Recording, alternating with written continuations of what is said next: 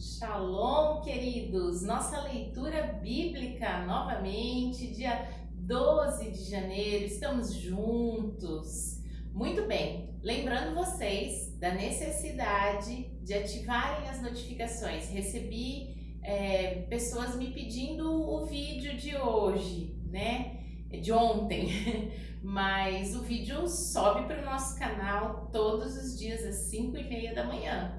Então você se inscreve, ativa a notificação e aí você recebe esse vídeo logo cedo, ok? Vamos lá? Leitura então, dia 12 de janeiro, o nosso texto em Gênesis 13. Subiu, pois, Abrão do Egito para a banda do sul, ele e sua mulher e tudo que tinha, e com ele Ló. E ia Abrão muito rico em gado, em prata, em ouro, e fez suas jornadas do sul até Betel, até o lugar onde ao princípio estivera a sua tenda entre Betel e Ai, até o lugar do altar que dantes tinha feito ali. E Abrão invocou ali o nome do Senhor. Também Ló, que ia com Abrão, tinha rebanhos e vacas e tendas, e não tinha capacidade a terra para poderem habitar juntos, porque a sua fazenda era muita, de maneira que não podiam habitar juntos. Houve contenda entre os pastores do gado de Abrão e os pastores do gado de Ló, e os cananeus e os ferezeus habitavam então na terra. Disse Abrão a Ló: Ora, não haja contenda entre mim e ti, e entre os meus pastores e os teus pastores, porque irmãos somos. Não está toda a terra diante de ti? Eia, pois, aparta-te de mim. Se escolheres a direita, irei para a esquerda. Se escolheres a esquerda, irei para a direita. E levantou Ló os seus olhos e viu toda a campina do Jordão, que era toda bem regada, antes de o Senhor ter destruído Sodoma e Gomorra. E era como o jardim do Senhor, como a terra do Egito quando se entra em Zoar. Então Ló escolheu para si toda a campina do Jordão e partiu Ló para o oriente, e apartaram-se um do outro. Habitou Abrão na terra de Canaã, e Ló habitou nas cidades da campina, e armou as suas tendas até Sodoma. Ora, eram maus os varões de Sodoma e grandes pecadores contra o Senhor. Disse o Senhor a Abrão depois que Ló se apartou dele: Levanta agora os teus olhos, olha desde o lugar de onde está para a banda do norte, do sul, do oriente, do ocidente, porque toda esta terra que vês te hei de dar a ti e a tua semente para sempre. Farei a tua semente como o pó da terra, de maneira que, se alguém puder contar o pó da terra, também a tua semente será contada. Levanta-te, percorre essa terra, no seu comprimento, na sua largura, porque a darei a ti. Abrão tomou as suas tendas, veio, habitou nos carvalhais de Manre, que estão junto a Hebrom, e edificou ali um altar ao Senhor. Mateus, Novo Testamento, capítulo 12. Naquele tempo, passou Jesus pelas searas em um sábado, e os seus discípulos, tendo fome, começaram a colher espigas e a comer. Os fariseus, vendo isso, disseram-lhe: Eis que os teus discípulos fazem o que não é lícito fazer num sábado. Ele, porém, lhes disse: Não tendes lido o que fez Davi quando teve fome, ele e os que com ele estavam? Como entrou na casa de Deus e comeu os pães da proposição, que não lhe era lícito comer, nem aos que com ele estavam, mas só aos sacerdotes? Ou não tendes lido na lei que aos sábados os sacerdotes no templo violam o sábado e ficam sem culpa? Pois eu vos digo que está aqui quem é maior do que o templo. Mas, se vós soubesseis o que significa misericórdia quero e não sacrifício, não condenaríeis inocentes. Porque o Filho do Homem, até do sábado, é Senhor. Partindo dali, chegou à sinagoga deles, e estava ali um homem que tinha uma das mãos mirrada. E eles, para acusarem Jesus, o interrogaram, dizendo: É lícito curar nos sábados? E ele lhes disse: Qual dentre vós será o homem que, tendo uma ovelha, se num sábado ela cair numa cova, não lançará a mão dela e a levantará? Pois quanto mais vale um homem do que uma ovelha, é por consequência lícito fazer bem nos sábados. Então disse aquele homem: estende a mão. E ele a estendeu e ficou sã como a outra. E os fariseus, tendo saído, formaram um conselho contra ele para o matarem. Jesus, sabendo isso, retirou-se dali e acompanhou uma grande multidão de gente, e ele curou a todos. Recomendava-lhes rigorosamente que não o descobrissem, para que se cumprisse o que fora dito pelo profeta Isaías, que diz: eis aqui o meu servo que escolhi, o meu amado, em quem a minha alma se compraz. Porei sobre ele o meu espírito, e anunciará aos gentios o juízo. Não contenderá, nem clamará, nem alguém ouvirá pelas ruas a sua voz. Não esmagará a cana quebrada e não apagará o morrão que fumega, até que faça triunfar o juízo, e no seu nome os gentios esperarão. Trouxeram-lhe então o endemoniado cego e mudo, e de tal modo curou que o cego e mudo falava e via. E toda a multidão se admirava e dizia: não é este o filho de Davi? Mas os fariseus, ouvindo isso, diziam: este não expulsa demônios, senão por Belzebu, príncipe dos demônios.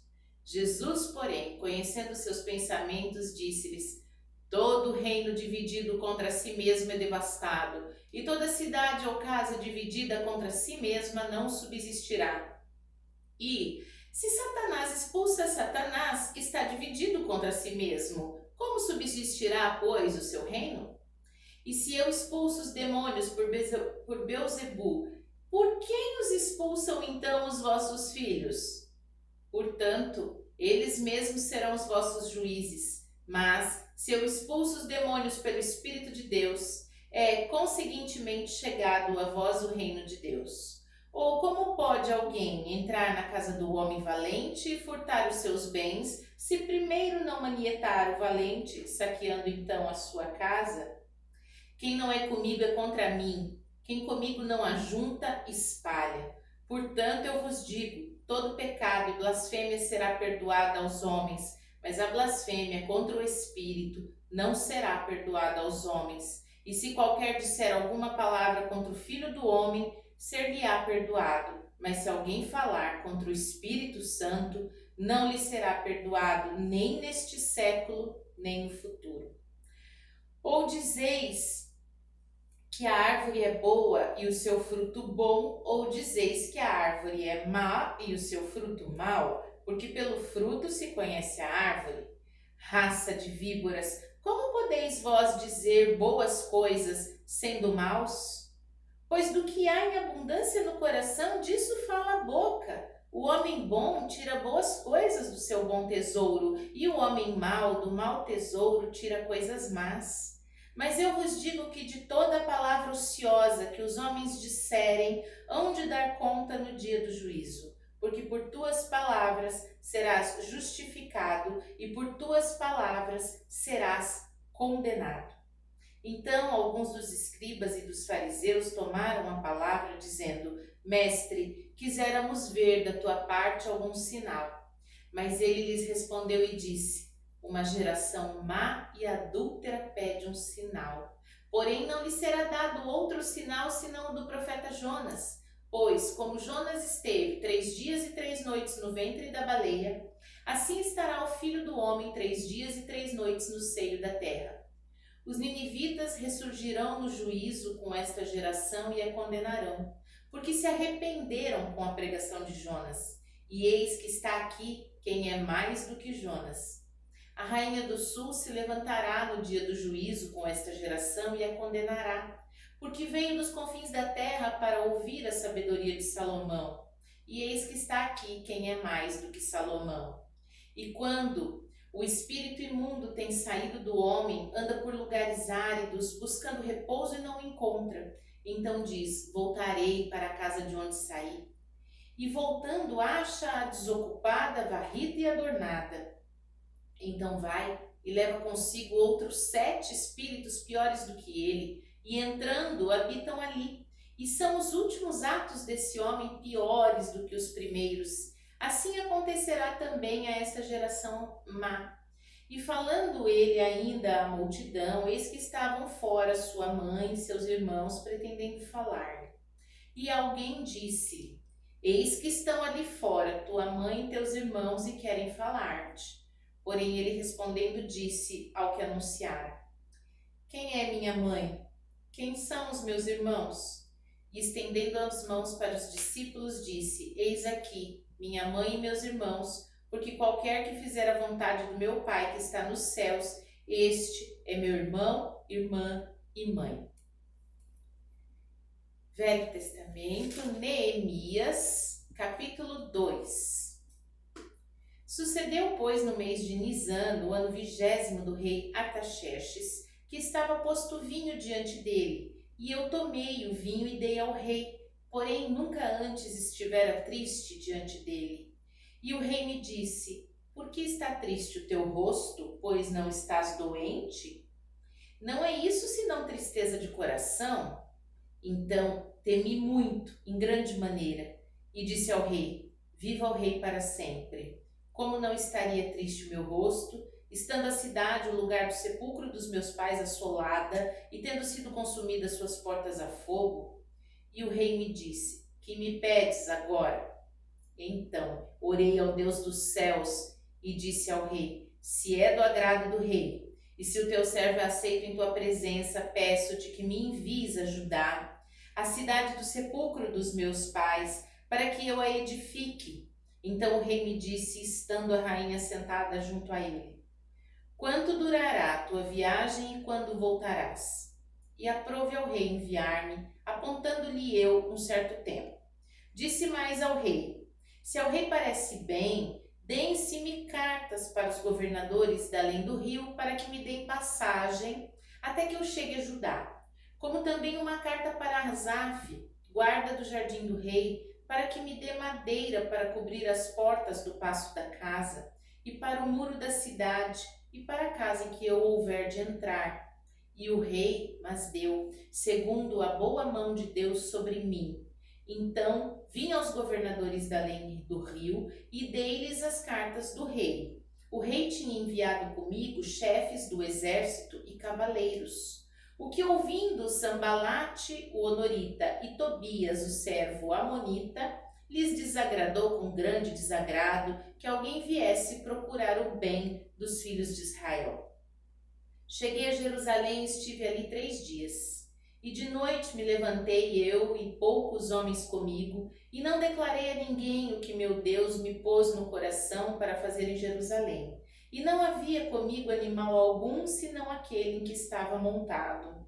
De noite saí pela porta do vale, para a banda da fonte do dragão, e para a porta do monturo, e contemplei os muros de Jerusalém, que estavam fendidos, e as suas portas tinham sido consumidas pelo fogo.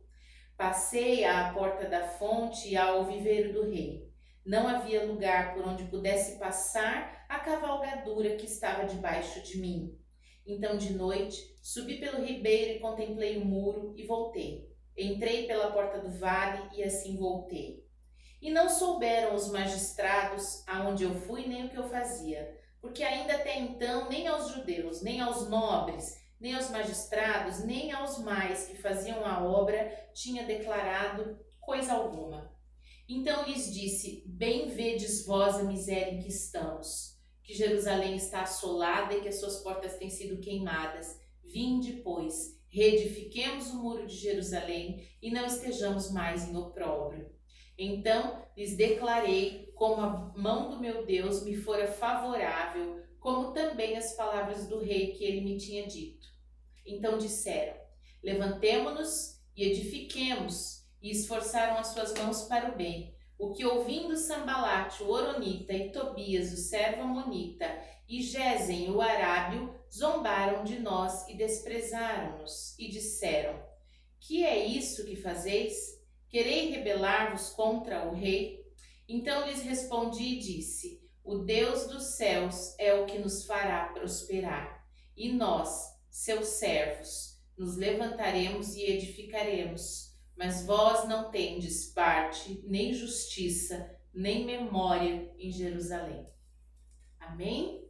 Então, queridos, os nossos textos de hoje nos mostram, em Gênesis, os pastores de Abrão, os pastores de Ló, em contenda, em discussão por causa do espaço da terra.